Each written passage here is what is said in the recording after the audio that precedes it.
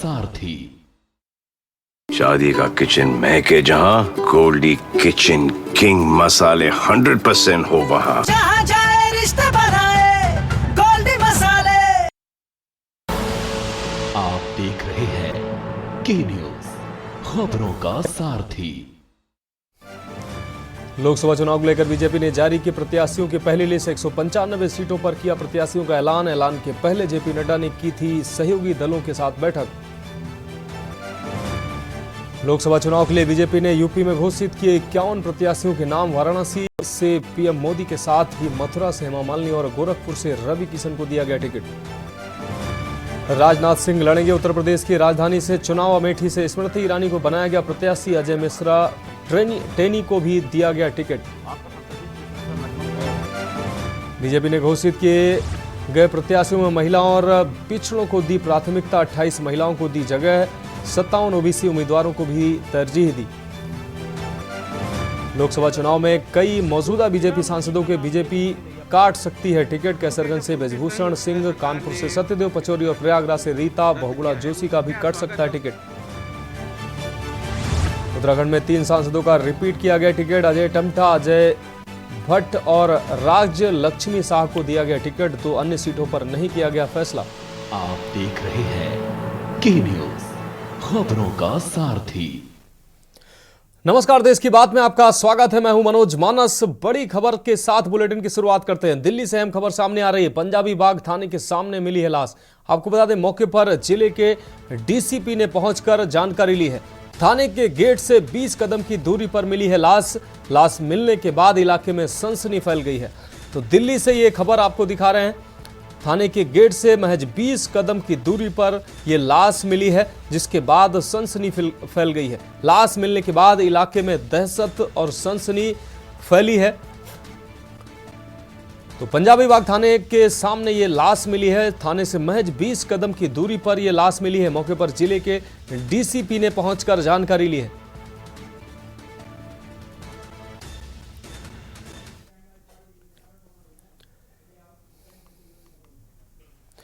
देश की बात में अब छत्तीसगढ़ की खबरों का रुख करते हैं। खबर कांकेर से है, जहां बीजेपी ने कांकेर लोकसभा से पूर्व विधायक भोजराज नाग को अपना प्रत्याशी बनाया है।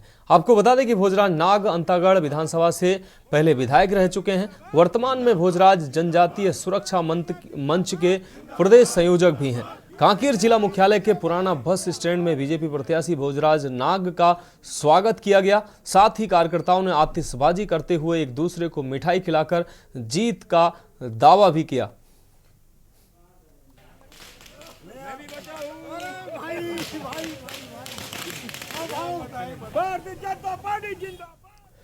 अगली खबर रायपुर से है, जहां अंतर्राष्ट्रीय महिला दिवस के उपलक्ष्य में छत्तीसगढ़ की महिलाओं के लिए 5 मार्च को होटल एरिना वीआईपी रोड में प्रीमियर वुमेन कनक्लेव महिला उद्यमी सम्मेलन शक्ति का आयोजन किया जाएगा। आपको बता दें, सीआईआई, भारतीय उद्योग परिसंघ और यंग इंडियंस बाय आई रायपुर चैप्टर की ओर से किया गया है, जिसमें अलग अलग विषयों पर खुली चर्चा होगी। एक्सपर्ट अपनी बातें रखेंगे और अतिथि मार्गदर्शन करेंगे।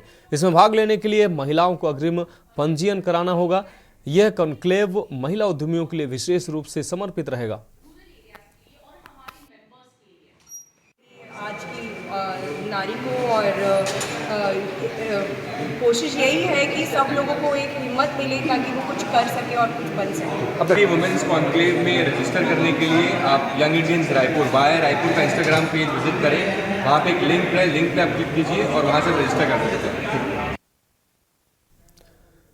अब रुक करेंगे अगली खबर का। पखांजूर क्षेत्र का मशहूर वर्दा आश्रम, जिसमें हर साल इंग्लैंड से श्रद्धालु आते हैं, जिस वजह से इस आश्रम में लगने वाले मेले को अंग्रेजों का मेले के नाम से भी जाना जाता है। यहाँ हजारों की संख्या में लोग आते हैं, पर इस जगह पर बिजली की समस्या लगातार बनी रहती है। बिजली की समस्या से लोगों को परेशानियों का सामना करना पड़ता है। स्थानीय लोगों का कहना है कि यहाँ मेले में हजारों की संख्या में श्रद्धालु आते हैं। बिजली की समस्या से पीने का पानी के भंडारण में भी दिक्कत आती है, भोजन बनाने में बहुत समस्या होती है। वहीं विदेशी भक्तों को रहने में भी परेशानी का सामना करना पड़ता है।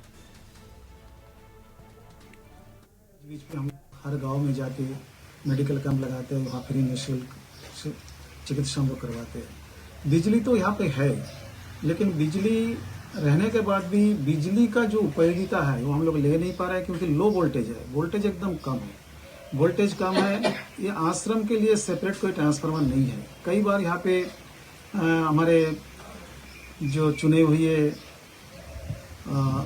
विधायक जी या सांसद जी बहुत बार यहाँ आए, बहुत बार हम लोग मौखिक उन लोगों से आवेदन किया, लेकिन उन लोग हर बार बोला है कि हम लोग कुछ ना कुछ व्यवस्था जरूर करेंगे, इस साल कर देंगे, नेक्स्ट ईयर कर देंगे। तो अभी तक ऐसा हुआ नहीं है। लेकिन हमारे यहाँ करीब 27-28 साल से आश्रम पे स्थित है। 1994 से यहाँ शुरुआत है। अपना परम गुरुदेव जय श्री 108 श्री बिंदवरी कश्यप महाराज के द्वारा यहाँ पे स्थापित किया गया था। जब से धीरे धीरे हमें अपने आश्रम में बहुत दूर दूरस्थ से भक्तगण आते हैं, वार्षिक उत्सव किया जाता है। इसके कारण हमें बिजली की अति आवश्यकता है। बिजली की कमी के कारण हमें बहुत सारे परेशानी को उठाना पड़ता है। खबरों करेंगे अगली खबर का। केंद्र सरकार की आयुष्मान योजना के इंसेंटिव की राशि में बीएमओ के द्वारा बड़ा गोलमाल करने का मामला सामने आया है। दरअसल सरगुजा जिले के सीतापुर विकासखंड के चिकित्सकों ने बीएमओ पर आरोप लगाया है कि आयुष्मान भारत योजना के तहत शासकीय अस्पतालों के चिकित्सक के द्वारा जिन मरीजों का उपचार किया जाता है उसके बदले उन्हें कुछ राशि इंसेंटिव के रूप में प्रदान की जाती है। लेकिन बीएमओ के द्वारा उक्त इंसेंटिव की राशि में गड़बड़ी करते हुए उन्हें मिलने वाली राशि में बड़ी कटौती करते हुए लगभग 4,30,000 की राशि जो सत्र 2021-22 की थी अपने खाते में ट्रांसफर कर ली गई। मामले की शिकायत पर चिकित्सकों के द्वारा तत्कालीन सीएमएचओ से भी शिकायत की गई, पर उन्होंने मामला ठंडे बस्ते में डाल दिया। अब चिकित्सक एकजुट होकर बीएमओ पर कार्रवाई के साथ ही बची इंसेंटिव दिलाने की मांग कर रहे हैं। इस प्रकार से आयुष्मान भारत योजना के तहत मिलने वाली प्रोत्साहन राशि में गड़बड़ी की शिकायत मिल रही है, जो कि जांच का विषय बना हुआ है। ये था हमारे यहाँ जो आयुष्मान कार्ड का हमको जो इंसेंटिव आया था 2021-22 में, वो करीब 14 लाख आया था। 14 लाख में से वो सारे स्टाफ को बंटना था। उसमें डॉक्टर, सिस्टर्स और जो भी स्टाफ है हमारे नीचे वाले जितने भी हैं, सारे स्टाफ को 14 लाख बंटना था, है ना। उसमें से भी मतलब सारे डॉक्टर्स के नाम पे हमको 40 या 50 हज़ार ही दे के हमको वो कर दिया गया। 50 हज़ार हमारे अकाउंट में आए हैं, 50 हज़ार किसी के में, 60 हज़ार डॉक्टर्स में। और हमारे जो बीएमओ साहब हैं डॉक्टर अमोश किंडो, उनके अकेले के अकाउंट में लगभग 4,30,000 रुपए उनके अकाउंट में गया है। अभी इसकी सूचना आप लोगों के द्वारा ही मुझे दी गई है। वहाँ के एक डॉक्टर की बाइट देखा मैंने, उनकी कुछ शिकायतें थी।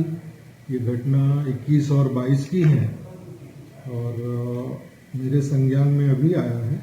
तो इस सिलसिले में मैं एक जांच समिति गठित कर रहा हूँ और जो भी नियम संबद्ध होगा, जिस ढंग से पैसा दिया जाता है उस ढंग से कार्रवाई होगी। खबरों करेंगे अगली खबर का। जिला खैरागढ़ के पुलिस विभाग के अंतर्गत पुराने थाने का जीर्णोद्धार कर यातायात व्यवस्था को सुचारू रूप से संचालित करके नवीन यातायात शाखा और महिला सेल शाखा का उद्घाटन नवपदस्थ पुलिस अधीक्षक त्रिलोक बंसल के द्वारा किया गया। बहुत सारे संसाधनों और बुनियादी ढांचे की कमी की वजह से अस्थायी तौर पर जो पुराना खैरागढ़ थाना था उसमें यातायात शाखा और महिला सेल दोनों के लिए अभी एक अस्थायी व्यवस्था की गई है। बुनियादी ढांचे का होना भी किसी भी राष्ट्र के लिए अत्यावश्यक है। पुलिस अधीक्षक त्रिलोक बंसल ने बताया कि जैसे जैसे संसाधन और फंड मिलता जाएगा वैसे वैसे व्यवस्था करते जाएंगे। अभी तक यातायात शाखा और महिला सेल का संचालन अलग अलग थानों में किया जा रहा था। इन बुनियादी कारकों के अभाव में किसी राष्ट्र का विकास कर पाना प्रायः असंभव होता है।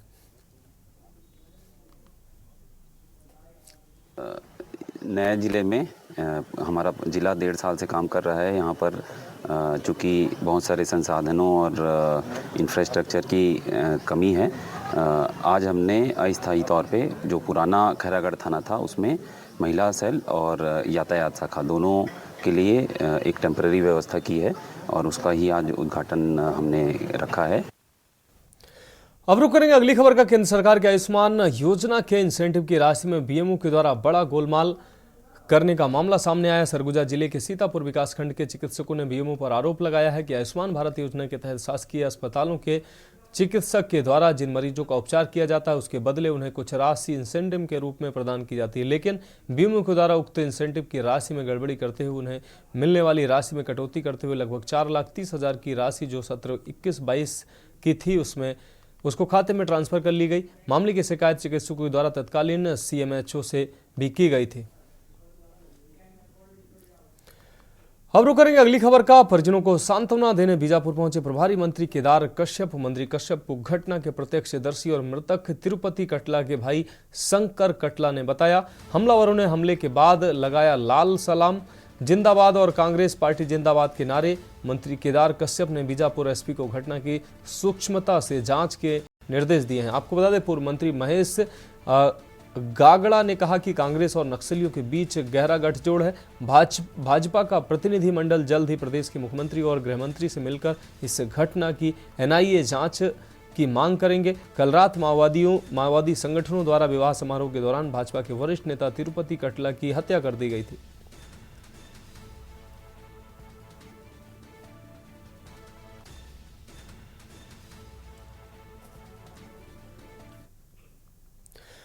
देश की बात में अब बढ़ेंगे अगली खबर की ओर। जबलपुर से अगली खबर है। आपको बता दें, विक्टोरिया हॉस्पिटल में बदहाल है व्यवस्था। शासकीय अस्पताल चलाने के लिए बजट नहीं है। दलालों द्वारा सरकारी अस्पताल चलाया जा रहा है। मरीज परेशान नजर आ रहे हैं और रिपोर्ट के लिए लगातार अस्पताल के चक्कर लगाते नजर आ रहे हैं। तो दलालों के हाथों में अस्पताल का संचालन है। दलाल सरकारी अस्पताल चला रहे हैं। मरीज परेशान है। रिपोर्ट के लिए लगातार मरीज चक्कर लगाते नजर आ रहे हैं। तो जबलपुर से ये खबर आपको दिखा रहे, विक्टोरिया हॉस्पिटल में बदहाल व्यवस्थाएं।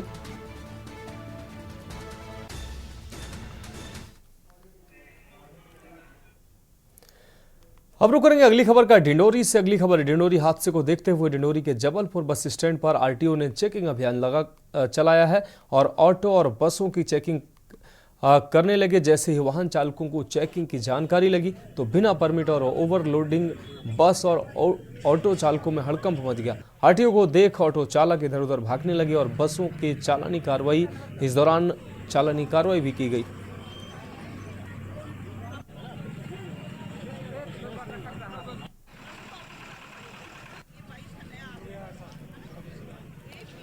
अब बढ़ेंगे अगली खबर की ओर। इंदौर में कांग्रेस नेता और पूर्व पार्षद अनवर कादरी को आज जेल भेज दिया गया है। दरअसल कांग्रेस नेता पर एक पत्रकार के घर में घुसकर उसे बंदूक के बल पर धमकाने और उसकी पिटाई करने के मामले में जेल भेजा गया। घटना बुधवार रात इंदौर के सदर बाजार थाना क्षेत्र में हुई और पूरी घटना स्थल पर लगे सीसीटीवी कैमरे में कैद हो गई।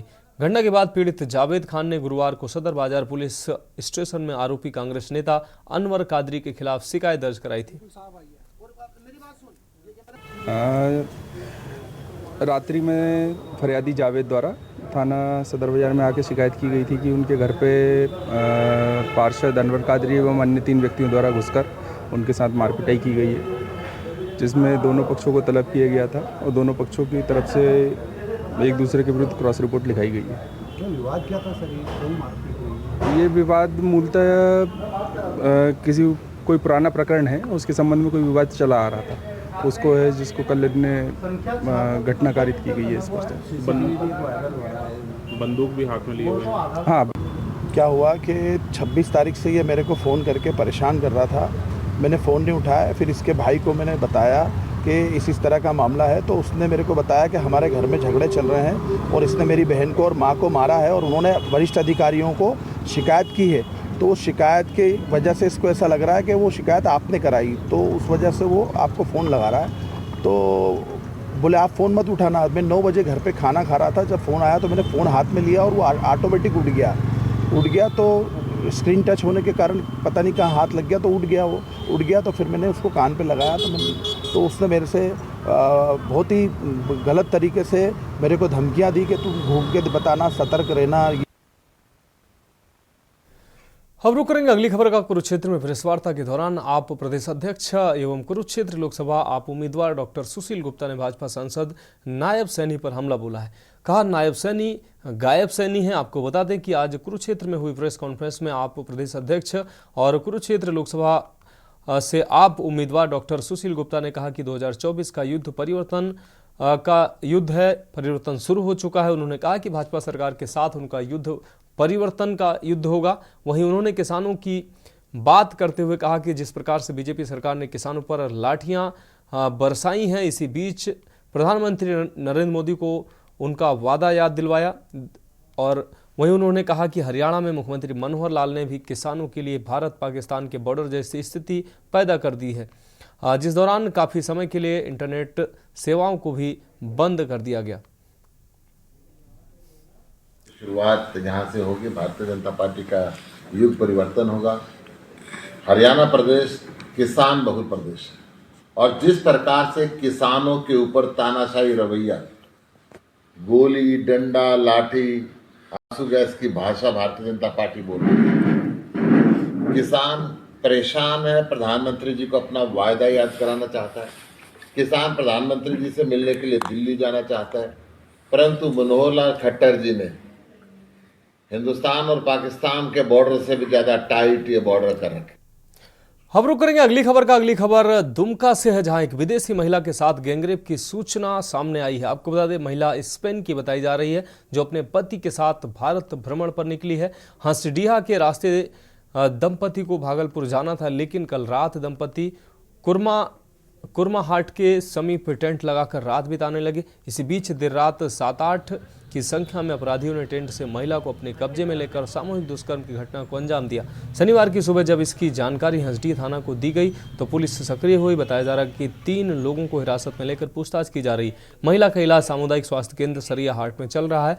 जिले के अधिकारी भी घटना स्थल के लिए रवाना हो चुके हैं। मामले की गंभीरता को देखते हुए कोई भी पुलिस पदाधिकारी फिलहाल बोलने को तैयार नहीं है और फॉरेंसिक जांच की बात सामने आई है।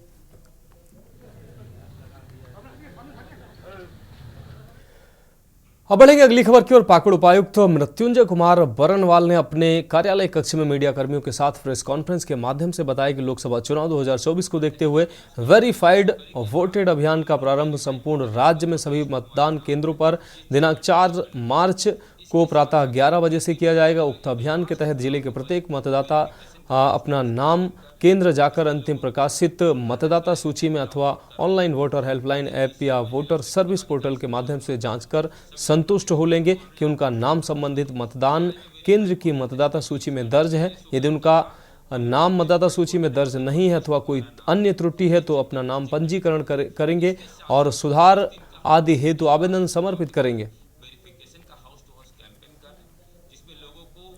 जैसे आप लोग जान रहे हैं कि लोकसभा चुनाव बहुत नजदीक में है और संभवतः 8 से 10 दिन में इसका अनाउंसमेंट भी हो जाएगा।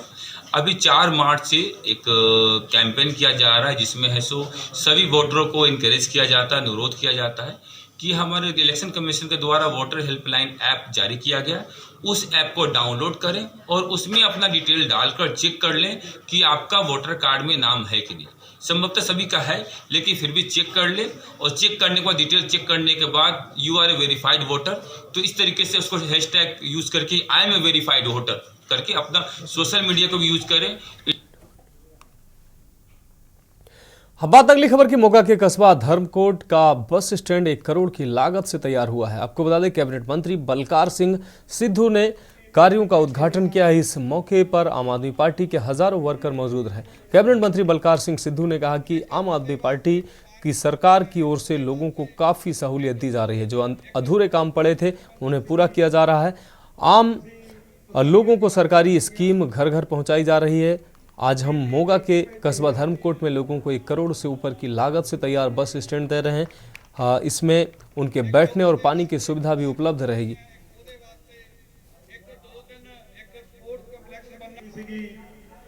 ਤਾਂ ਤੁਸੀਂ ਤਸੱਲੀਆਂ ਕਰਾਤੀਆਂ ਸੀਗੀਆਂ 30-35 ਹਜ਼ਾਰ ਦੀ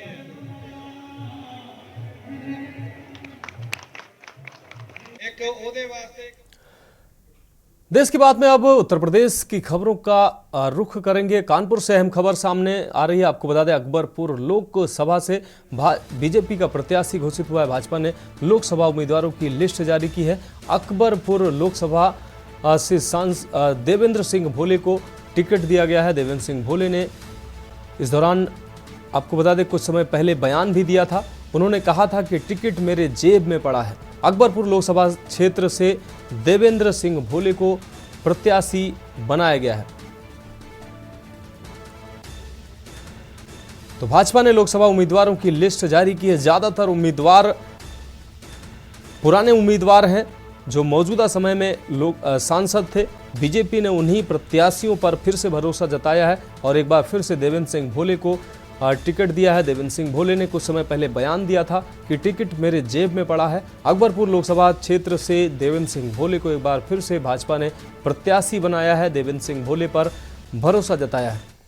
अब रुक करते हैं अगली खबर का। बागपत में एक युवक की पीट कर हत्या का सनसनीखेज मामला सामने आया है, जहां एक बंद पड़ी फैक्ट्री में युवक का लहूलुहान शव मिलने से सनसनी फैल गई है। घंटों की मशक्कत के बाद युवक के शव की शिनाख्त बड़ौद के काशीराम कॉलोनी निवासी इमरान पुत्र नसीर के रूप में हुई है। पुलिस ने शव को कब्जे में लेकर पोस्टमार्टम के लिए भेज दिया है और पूरे मामले की पड़ताल शुरू कर दी है। में आज लगभग 1 बजे जानकारी प्राप्त हुई कि बड़का गाँव थाना बड़ौद में वहाँ का एक फैक्ट्री बंद है।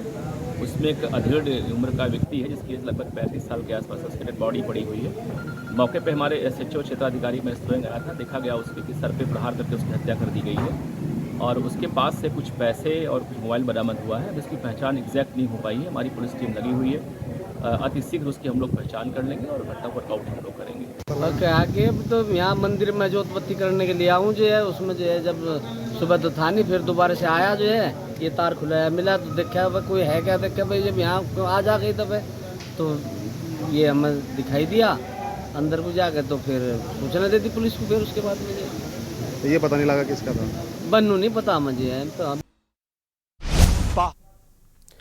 ब्रेक के बाद देश की बात में एक बार फिर से आपका स्वागत है। अब रुक करते हैं अगली खबर का। अगली खबर कानपुर से, जहां एक पार्षद का इस्तीफा चर्चा का विषय बना हुआ है। आपको बता दें कि कानपुर के ग्वाल टोली वार्ड नंबर 4 से पार्षद अंकित मौर्य का इस्तीफा पत्र जमकर वायरल हो रहा है। वायरल होने की खास वजह यह है कि पार्षद के इस्तीफे पत्र में इस्तीफे की वजह बिजनेस बताया गया है। इस्तीफा पत्र में लिखा है कि मैं अंकित मौर्य पार्षद वार्ड नंबर 4 नगर निगम कानपुर में अपनी इच्छा अनुसार पार्षद पद से इस्तीफा देता हूं, क्योंकि बिजनेस को लेकर क्षेत्र का कार्य कराने में असमर्थ होने के कारण मैं इस्तीफा दे रहा हूं। इस इस्तीफे को लेकर पूरे ग्वाल टोली समेत अन्य इलाकों में भी तरह तरह की चर्चाओं का बाजार गर्म है।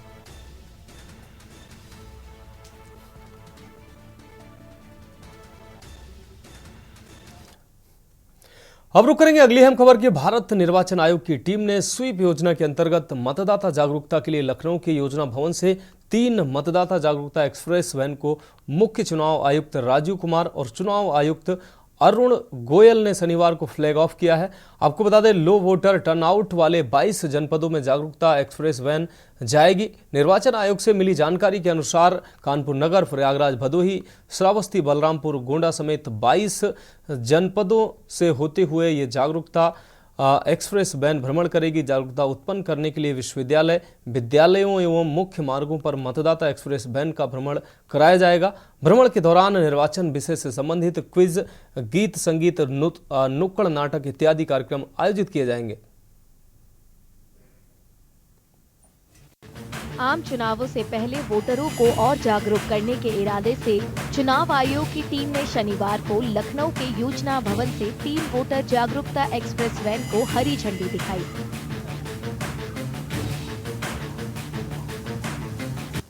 उद्देश्य ये है कि सभी मतदाता जो वोटर लिस्ट में जिनका नाम शामिल है वो लोग मतदान करने के लिए निर्धारित तिथि को जरूर जाएं।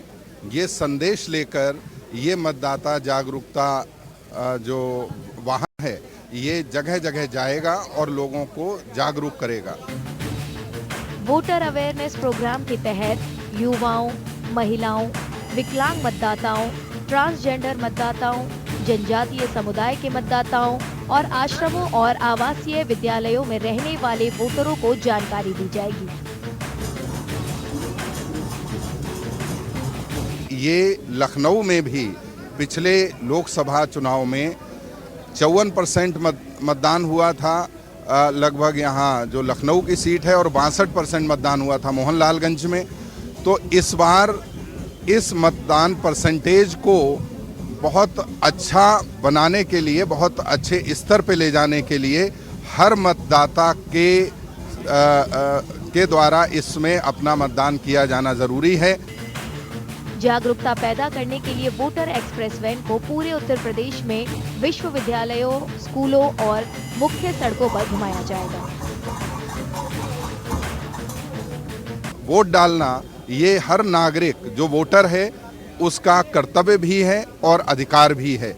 हम सभी को मतदान ज़रूर करना चाहिए। इसके लिए पहले ये देख लें कि वोटर लिस्ट में उनका नाम है या नहीं है। अभी भी समय है। कोई भी वोटर अगर छूट गया है तो वो अपना फॉर्म 6 ऑनलाइन भी भर सकता है, ऑफलाइन भी भर सकता है। माननीय आयोग के द्वारा अब ऑनलाइन सुविधा उपलब्ध कराई गई है। सभी लोग ऑनलाइन फॉर्म 6 भर के नया वोटर जुड़ सकता है। चुनावी मुद्दों पर आधारित क्विज, गीत संगीत, नुक्कड़ नाटक समेत कई कार्यक्रम भी वोट की अहमियत समझाने के इरादे से किए जाएंगे।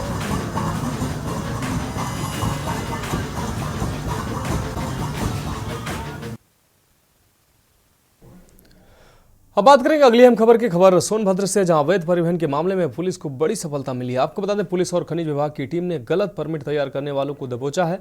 आरोपी उप खनिज की चोरी कर राजस्व को नुकसान पहुंचाते थे। पुलिस व खनिज विभाग ने अभियान चलाकर 3 को रंगे हाथों दबोचा है। पुलिस ने 12 ब्लैक सिक्योरिटी पेपर, 13 फर्जी फार्म सी monitor, 1 CPU, 1 laser jet printer, 1 laptop व 32,660 रुपये बरामद किए हैं। पुलिस ने रॉबर्टगंज कोतवाली में मामला दर्ज किया है। अब बात अगली अहम खबर की। खबर पीलीभीत से है, जहां भाजपा लोकसभा चुनाव का शंखनाद कर चुकी है। लगातार जीत की तैयारियों को लेकर सक्रिय है। इसी क्रम में लोकसभा प्रभारी गुलशन आनंद, जिलाध्यक्ष संजीव प्रताप, विधायक स्वामी प्रवक्तानंद ने सुझाव पेटिका की लॉन्चिंग की है और सभी विधानसभा क्षेत्र में प्रचार वाहन के साथ एक सुझाव पेटिका भेजी जा रही है, जिसमें पेटिका में आम जनता के सुझाव आएंगे और फिर शेष नेतृत्व को इन सुझावों को भेजकर अपने आने वाले घोषणा पत्र में उनकी बातों को ध्यान में रखते हुए पार्टी अपना घोषणा पत्र जारी करेगी। एक विधानसभा में एक और कार्यालय पर एक हमारा जो मैनिफेस्टो तैयार होगा उसको लेकर एक आम आदमी भी अपनी इसमें चाहे वो शिकायत हो चाहे सुझाव हो, ऐसा करना चाहिए मोदी जी, ऐसा करना चाहिए, वो इसमें डाल सकता है। पूरे सारी की सारी बाकायदा सूचीबद्ध होकर यहाँ से लखनऊ होते हुए दिल्ली तक जाएंगी ये सुझाव पेटिका। उसकी आज लॉन्चिंग हुई है और ये पूरे भारत के अंदर हम जब चुनाव घोषणा पत्र बनाए तो एक आम आदमी अगर उसमें कुछ लिखता है ना, और बहुत सी ऐसी महत्वपूर्ण बात कई बार आम आदमी लिख देता है, बड़े नेताओं को नहीं समझ में आती है, तो उस पर पूरा विचार करने के बाद वो लॉन्चिंग आज इसलिए हुई। अब बढ़ेंगे अगली खबर की ओर। खबर फर्रुखाबाद से, जहां मुख्य चिकित्सा अधिकारी डॉक्टर अवनींद्र कुमार के निर्देशानुसार कायमगंज स्थित सामुदायिक स्वास्थ्य केंद्र में स्वास्थ्य विभाग द्वारा स्वैच्छिक रक्तदान शिविर आयोजित किया गया। शिविर के दौरान सामुदायिक स्वास्थ्य केंद्र कायमगंज के चिकित्सक सहित 10 स्वास्थ्य कर्मियों द्वारा स्वेच्छापूर्वक रक्तदान भी किया गया। के न्यूज रिपोर्टर सतीश गुप्ता द्वारा आयोजित किए गए रक्तदान शिविर के बारे में वार्ता करते हुए मुख्य चिकित्सा अधिकारी डॉक्टर अवनींद्र कुमार सिंह ने बताया कि जनपद के विभिन्न सरकारी अस्पतालों में समय समय पर रक्तदान शिविर आयोजित कर रक्त संग्रहित किया जा रहा है।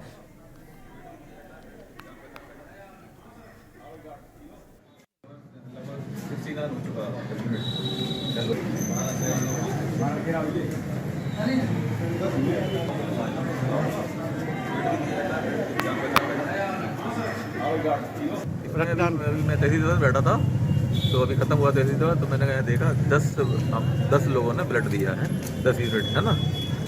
तो ये ब्लड जो है किसी गरीब के, किसी जरूरतमंद के काम आएगा आगे चल के।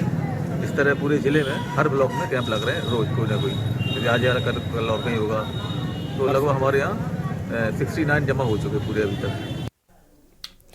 अब रुक करते हैं अगली खबर की। अगली खबर झांसी से है। आपको बता दें, झांसी ललितपुर सांसद अनुराग शर्मा द्वारा 1 करोड़ 40 लाख की अमृत योजना 2 का शुभारंभ किया गया है। इस क्रम में सबसे पहले आपको बता दें, इस क्रम में सबसे पहले भूमि पूजन किया गया। इस मौके पर सांसद अनुराग शर्मा ने कहा कि इस योजना से घर घर में पानी पहुंचेगा, किसी को भी पानी की कमी नहीं रहेगी। इससे 23,000 नल कनेक्शन 20 वार्डों में किए जाएंगे। उन्होंने कहा कि पाइपलाइन डालने से जो सड़क खराब हो रही है उन्हें भी ठेकेदारों द्वारा शीघ्र सही कराया जाएगा। इससे ललितपुर की जनता को भी पानी के लिए परेशानी नहीं होगी। अब उन्हें भी कोई परेशानी नहीं होगी और शुद्ध पेयजल उपलब्ध रहेगा। अमृत योजना के अंतर्गत विधायक भारतीय जनता पार्टी श्री चौबे जी और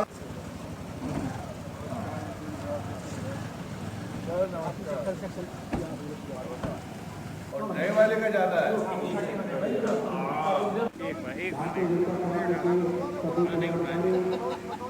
आपको नदी में अवध योजना के अंतर्गत विधायक भारतीय जनता पार्टी श्री चौबे जी और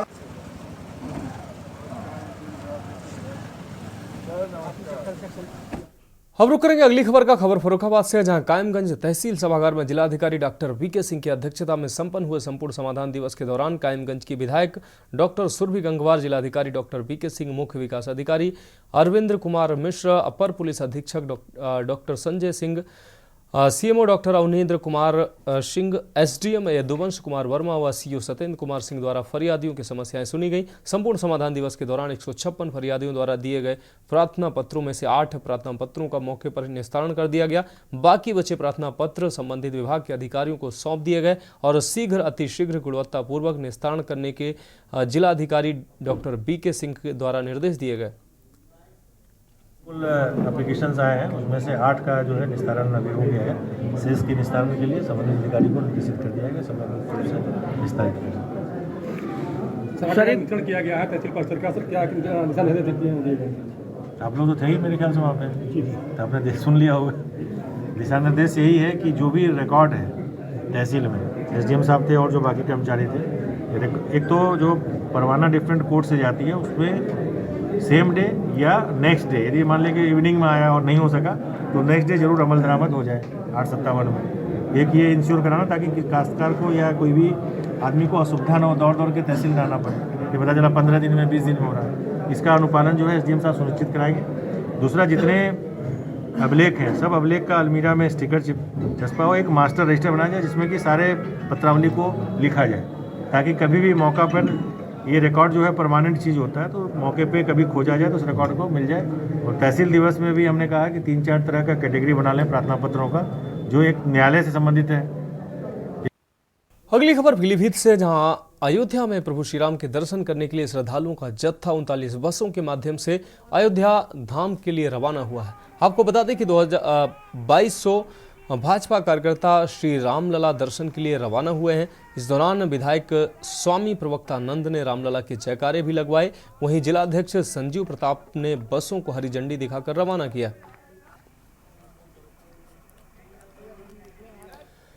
अब रुक करेंगे अगली अहम खबर की। गोंडा में आलोक कंस्ट्रक्शन एक ऐसी निर्माण कंपनी है जिस पर आज से लगभग 6 माह पूर्व ईडी ने रेड किया था। और यही नहीं, आलोक कंस्ट्रक्शन का नाम इस कंपनी के मालिक राकेश पांडे के मूल निवास से लेकर जिला मुख्यालय के विकास भवन के सामने स्थित महल नुमा भवन कोठी के साथ साथ उनके लगभग आधा दर्जन ठिकानों पर एक साथ रेड डाला था। अब यही कंपनी 6 महीनों के बाद पीडब्ल्यूडी विभाग के अफसरों की मिली भगत से सरकार के 64 करोड़ रुपए की बंदर बांट कर रही है। सड़क निर्माण में धांधली खुलेआम हो रही है और भ्रष्टाचार की मलाई अफसर मिल बांट कर खा रहे हैं। ये मेरी जमीन है, इसमें फसल लगी हुई है और ये लगी फसल हम लोग किसान हैं और ये मेरी लगी हुई फसल पूरी बर्बाद हो गई, पूरा ध्वस्त हो गया।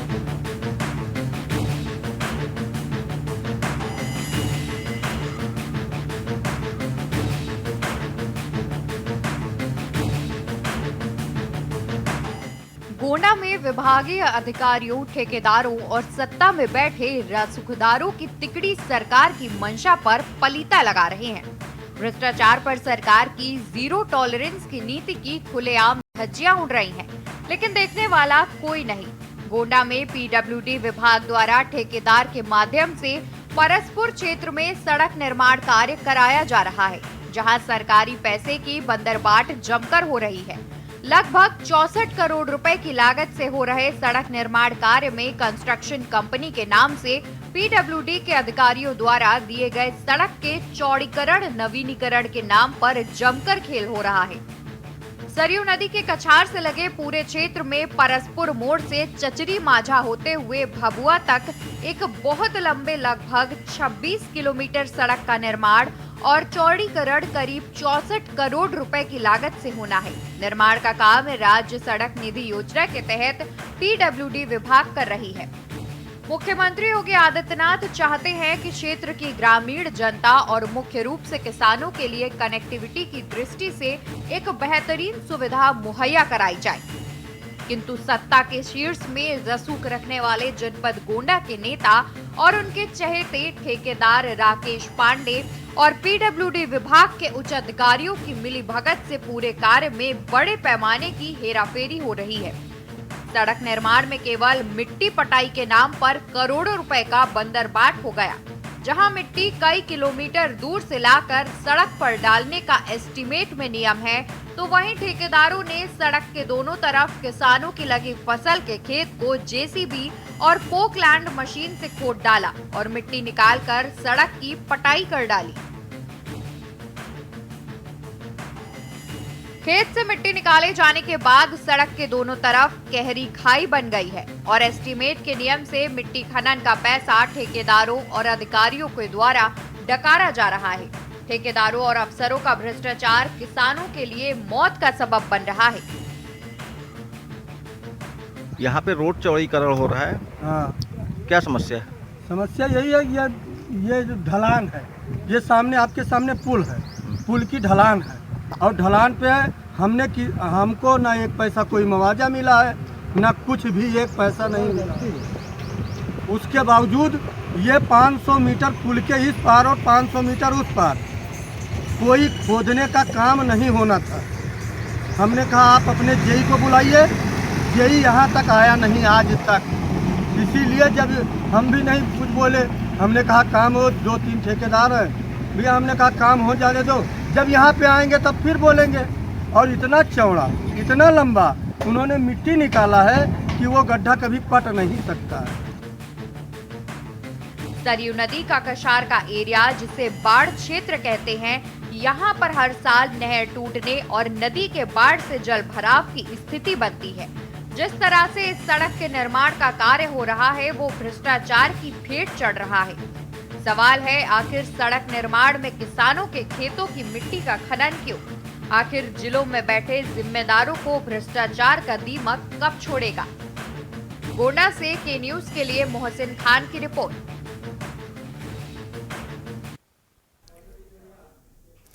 अब रुक करते हैं अगली खबर का। मार्च का महीने की शुरुआत में एक बार फिर मौसम का मिजाज बिगड़ गया है। वेस्टर्न डिस्टरबेंस का असर अब पहाड़ी इलाकों में भी देखने को मिल रहा है। हिमाचल से लेकर उत्तराखंड तक बारिश और बर्फबारी का सिलसिला फिर से शुरू हो गया है। मौसम विभाग ने 3 मार्च तक उत्तराखंड के अलग अलग हिस्सों में बर्फबारी और बारिश का येलो अलर्ट जारी किया है। देखिए रिपोर्ट।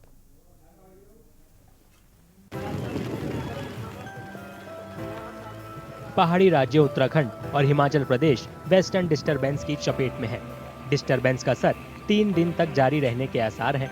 मौसम विभाग ने 1 मार्च से 3 मार्च तक उत्तराखंड के अलग अलग हिस्सों में बर्फबारी और बारिश का येलो अलर्ट जारी किया है। मौसम विभाग के मुताबिक उत्तराखंड के 3500 मीटर से ज्यादा ऊंचाई वाले इलाकों में भारी बर्फबारी और बाकी जगहों पर हल्की से मध्यम बारिश हो सकती है। तो कल 2 तारीख को पीक रहेगा एक्टिविटीज का। पूरे प्रदेश में मैं कहूँगा हल्की से मध्यम बारिश मिलने वाली है। और जहाँ तक फिर भारी बारिश या बर्फबारी की है, तो जो अंदर के 5 डिस्ट्रिक्ट हमारे हैं, उत्तरकाशी, चमोली, पिथौरागढ़, रुद्रप्रयाग, बागेश्वर, तो उनमें बिल्कुल आप देखेंगे 3000 मीटर या उससे अधिक ऊंचाई के क्षेत्रों में जो हैवी स्नोफॉल है उसकी संभावना है। और साथ ही इन डिस्ट्रिक्ट में कहीं कहीं पर हैवी रेन भी एका दुक्का जगह मिलेगी। इसके अलावा अगर हैवी रेन की बात करें तो उसमें देहरादून है, टेहरी है या हरिद्वार है, इनमें भी संभावना है। हिमाचल प्रदेश के ऊंचे इलाकों में भी बर्फबारी हुई। राजधानी शिमला समेत मैदानी इलाकों में लगातार बारिश होती रही। जो आज सुबह के आंकड़े देखिए, लाहौल स्पीति हंसा में 5 सेंटीमीटर के आसपास स्नोफॉल रिपोर्ट की गई थी। जैसे जो बाकी क्षेत्र हैं, जो हमारे शिमला है, कांगड़ा है, मतलब इवन बिलासपुर हमें, वहाँ भी देखिए सुबह के समय से ना हल्की बारिश शुरू हो चुकी है। और तथा देखिए जो WD है, इसका जो इफेक्ट है देखिए आज 1 तारीख को, कल 2 तारीख को मुख्यतः रहेगा। कुल्लू जिले के मनाली में भी भारी बर्फबारी हुई और तापमान गिर गया। मनाली में सैलानियों ने बर्फबारी, ठंडे मौसम और आकाश में इंद्रधनुष का जमकर लुत्फ उठाया। बहुत ही एकदम अच्छा फील कर रहे हैं, क्योंकि हम 3 दिन से आए हुए थे, इसी का वेट करते हुए। नेट पे देखा था कि आज स्नो होने वाली है, स्नो शॉवर, तो बस इसी का वेट था। और आज 5 बजे हमारी बस से निकलने वाले थे और जाने के पहले बहुत प्यारा एकदम व्यू लग रहा है मनाली का। बहुत अच्छा लग रहा है। लाइफ में मैंने पहली बार देखा है स्नोफॉल, इसके लिए आई थी मैं यहाँ पर। ये मेरा फर्स्ट एक्सपीरियंस है, मतलब यहाँ पर लाइव स्नोफॉल देख पा रही हूँ। बहुत अच्छा लगा मनाली, आप लोग भी विजिट करिए। 3 दिन से हम यहाँ पे आए हुए हैं लाइव स्नोफॉल के लिए। हमको काफी मतलब वेट करना पड़ा और आज हमारा 5 बजे मतलब बस है यहाँ से, तो स्नोफॉल हो चुका है, तो बहुत अच्छा लग रहा है हमको यहाँ देखते हुए। बर्फबारी से सड़कें जाम हो गई। मनाली के सोलंग नाला में सैलानियों की सैकड़ों गाड़ियां बर्फ की मोटी परत में दब गईं। बाद में गाड़ियों पर से ये बर्फ हटाई गई। सड़कों पर खतरे की आशंका से मनाली प्रशासन ने ऊंचाई वाले इलाकों में सतर्कता बरतने का अलर्ट जारी किया है।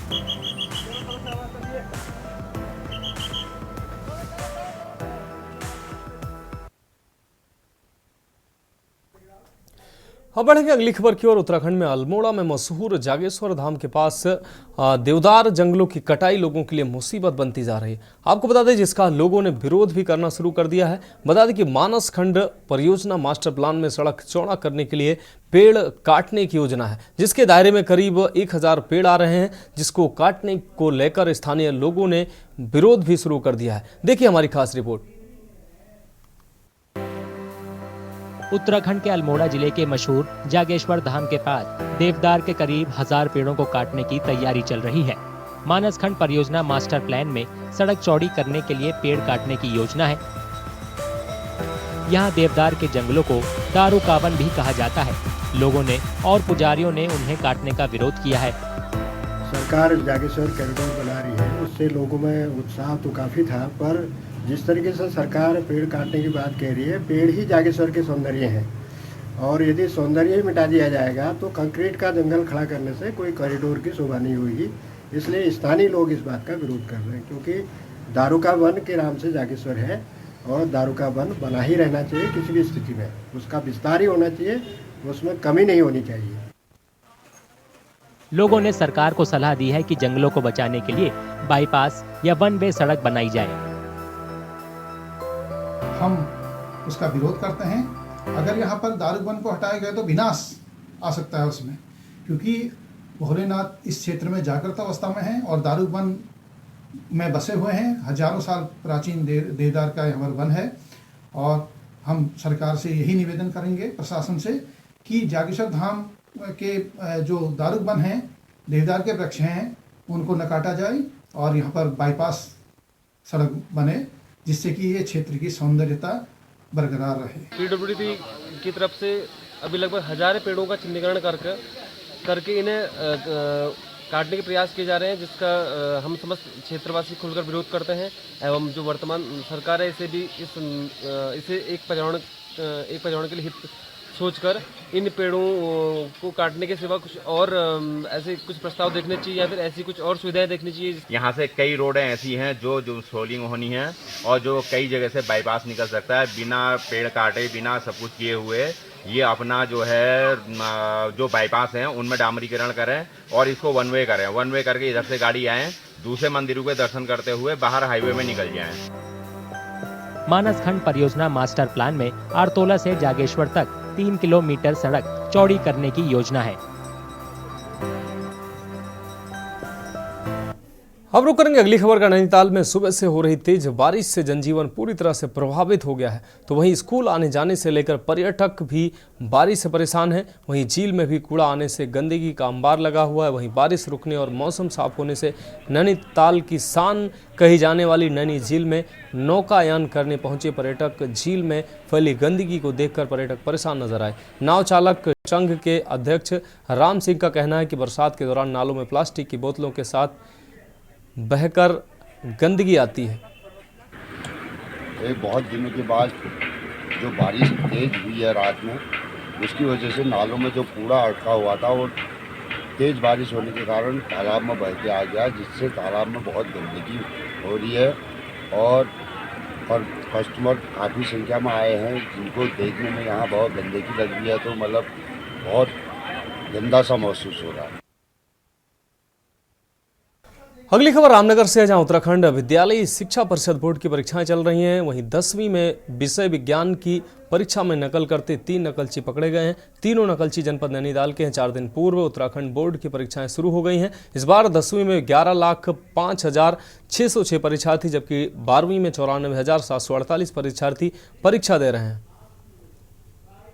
हाई स्कूल विज्ञान की परीक्षा थी, तो जनपद हरिद्वार में केंद्र संख्या 1230, महबूबी हाई स्कूल हजारा ग्रांट, यहाँ पर 3 परीक्षार्थी जो हैं ये अनुचित साधन का प्रयोग करते हुए कक्ष निरीक्षकों ने उनको पकड़ा है। इसमें 2 बालक हैं और 1 बालिका है। अब इसमें फिलहाल इनका परीक्षा फल रुकेगा और परीक्षा पर घोषणा के उपरांत यहाँ पर जो है जो हमारा आक्षेप अनुभाग है वो इन उत्तर पुस्तिकाओं की समीक्षा करेगा।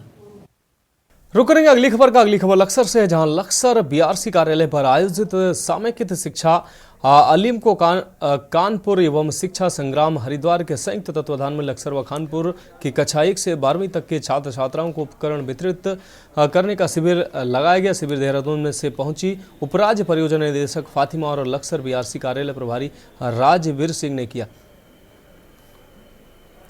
एक्चुअली समग्र शिक्षा के अंतर्गत दिव्यांग बच्चों के लिए भारत सरकार से भी और शिक्षा विभाग से भी अनेक योजनाएं संचालित की जाती हैं, जिसका एक पार्ट ये भी है कि बच्चों का जो है पहले सहायता उपकरण परीक्षण किया जाए, उनको किस प्रकार के उपस्कर की या उपकरणों की ज़रूरत है, और उसके बाद जो है वो फिर एलिम्को की सहायता से बन करके तैयार होकर के यहाँ पर उपलब्ध कराए जाते हैं। तो फिर से एक फॉलोअप कैंप हम आयोजित करते हैं ताकि उन बच्चों को उनके अनुसार जिस प्रकार का उनका परीक्षण हुआ है, परीक्षणोपरांत उनको किस उपकरण की ज़रूरत है, वही उपकरण उनको यथा समय उपलब्ध करा दिए जाएं। आज हमारे पास 27 बच्चे हैं, जिसमें कि हमारे पास 13 बच्चे खानपुर से हैं और बाकी हमारे जो है इस लक्सर विधान उसके। इससे पहले एक हमने कैंप लगाया था जिसमें इन बच्चों का चिन्हांकन किया गया था। करीब 34 बच्चे हमारे पूरे ब्लॉक में ऐसे हैं जो किसी न किसी रूप में दिव्यांग हैं। कुछ बच्चे ऐसे हैं कि जिन्हें इस प्रकार के यंत्र दिए जाते हैं जो उनके जीवन में उपयोगी है। तो 16 और 10 26 बच्चे हमारे ऐसे हैं कि जिन्हें किसी न किसी रूप में यहाँ कोई ना कोई उपकरण दिया जाएगा। वो सभी बच्चे यहाँ आए हैं। हम हर वर्ष रखते हैं। अगली खबर रुद्रप्रयाग से, जहां लंबे समय से सड़क की मांग कर रहे जिला मुख्यालय से सटे सांदर गांव के ग्रामीणों ने डीएम कार्यालय को जाने वाले मोटर मार्ग पर जाम लगा दिया। महिलाओं ने करीब 2.5 घंटे तक मोटर मार्ग को बंद रखा। इस दौरान बोर्ड परीक्षाओं की कॉपियों को संकलन केंद्र पहुंचाने में शिक्षकों को मुसीबतों का सामना करना पड़ा, जबकि अधिकारी और कर्मचारियों के साथ ही आम जनता को भारी दिक्कतें झेलनी पड़ी। ग्रामीणों ने कहा कि जब तक सड़क निर्माण का कार्य शुरू नहीं किया जाता, सुरंग निर्माण का कार्य बंद रहेगा और ग्रामीण हर दिन सुरंग के सामने धरना देने के साथ ही 4 घंटे तक मोटर मार्ग पर चक्का जाम भी करेंगे। और कितने वाहन फंसे पीछे हैं? कितने वाहन फंसे होंगे आपके साथ? अब लगभग 7-8 सेंटर होते हैं, पीछे गाड़ियां हैं कई सारी। आप किस सेंटर से आ रहे हैं? मैं कोटी से आ रहा हूँ। आजकल इन दिनों हाई स्कूल और इंटर के पेपर चल रहे हैं, क्या कुछ दिक्कतें हो रही हैं? इस जाम से क्या दिक्कत हो रही है? जाम से तो दिक्कत संकलन केंद्र में कॉपियाँ पहुँचनी जरूरी है। देखिए, आज पूरी मातृशक्ति यहाँ सड़क पर है। कुछ देर पहले यहाँ पे टनल पे काम रोकने का काम किया गया था, जो कि पूर्व में विभाग के द्वारा और कार्यदायी संस्था के द्वारा आश्वस्त किया गया था कि 2 किलोमीटर की रोड ग्राम पंचायत सांदर को वो लोग देंगे, और वो मग डंपिंग यार्ड की रोड की, और मग इसका जो टनल का मग था वो ग्राम पंचायत सांदर में एकत्रित होना था। लेकिन आज 1.5 साल होने को है, अभी तक इन्होंने उस पर कार्य शुरू नहीं किया है। बार बार जाने के बाद भी खाली कोरा आश्वासन विभाग के द्वारा दिया जाता है कि आपकी फाइल आरओ ऑफिस में है, लेकिन हमें समझ में नहीं आता है कि आखिर ये काम पूर्ण हो चुका है।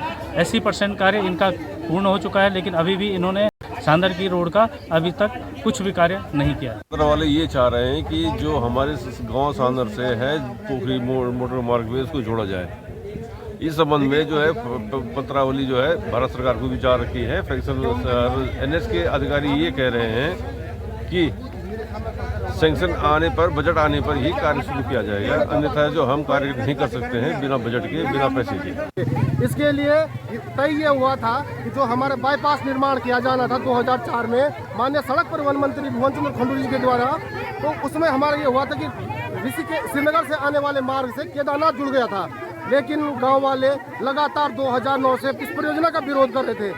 2019 में तत्कालीन हमारे डीएम साहब माननीय मंगेश घिलियाल जी, तत्कालीन क्षेत्रीय विधायक भरत सिंह चौधरी जी और कमान अधिकारी ग्राम। अब बढ़ेंगे अगली खबर की ओर। केंद्रीय राज्य मंत्री अजय भट्ट सितारगंज दौरे पर रहे, उनके साथ कैबिनेट मंत्री सौरभ बहुगुणा भी मौजूद रहे। लगातार हो रही बारिश के बाद भी शक्ति फार्म के गुरुग्राम में लाभार्थी मिलन सम्मेलन में शिरकत किया और लोगों से मुलाकात भी की। दोपहर को नगर के वार्ड नंबर 1 में विशन दत्त जोशी के निवास पर लाभार्थी कार्यक्रम संपन्न हुआ। मुख्य अतिथियों के पहुंचने पर फूल मालाओं से जोरदार स्वागत हुआ। लाभार्थी मिलन सम्मेलन में सांसद व केंद्रीय राज्य मंत्री अजय भट्ट ने प्रधानमंत्री की योजनाओं के बारे में बताया। उन्होंने कोविड काल से लेकर अभी तक 5 वर्षों तक मुफ्त राशन की बात और केंद्र की योजनाओं के लाभार्थियों से भी मुलाकात की। उनके साथ रहे सौरभ बहुगुणा ने बताया कि सिडकुल फेज 2 में एक्वा पार्क जो 75 करोड़ की लागत से बनेगा, अरुण का मौसम खराब होने की वजह से उसका उद्घाटन मुख्यमंत्री पुष्कर सिंह धामी के द्वारा किया जाना था। देखिए, आज माननीय हमारे केंद्रीय राज्य मंत्री अजय भट्ट जी का दौरा है सितारगंज विधानसभा में, और एक कोशिश है कि केंद्र का एक प्रोग्राम चल रहा है लाभार्थी मिलन सम्मेलन। यहाँ पे हम जितने भी लाभार्थी हैं केंद्र की योजना से हुए हों या प्रदेश की योजना से लाभार्थी हुए हों, उनसे जाके मिलना है, उनसे पूछना है कि कैसा आपका एक्सपीरियंस रहा है। और गाँव आज हमने मीटिंग करी है। मैं आज सिडकुल फेज 2 में कल से हमारा जो प्रहलाद परिसर में एक्वा पार्क का प्रोजेक्ट है जो मैं स्वीकृत ग्रेन से करा के लाया था पुष्कर सिंह धामी जी के नेतृत्व में, उसका शिलान्यास होना था, लेकिन क्योंकि मौसम खराब है तो